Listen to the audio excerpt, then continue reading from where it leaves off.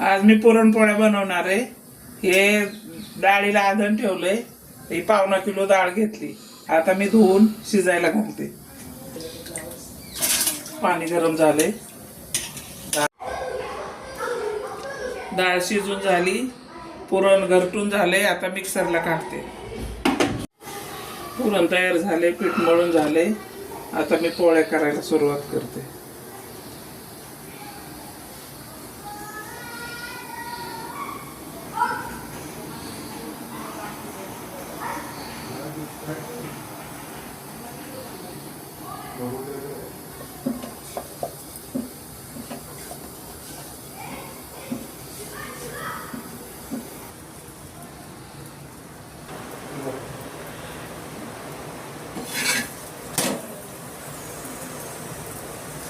पुरणपोळ्या बनवायच्या होत्या, बनवल्यात। ही पुरणपोळी बनवली। हे दूध आहे, ह्याच्यामध्ये तूप टाकले आणि ही कटाची आमटी, हा भात आहे आणि भजे, कुरडई, पापड।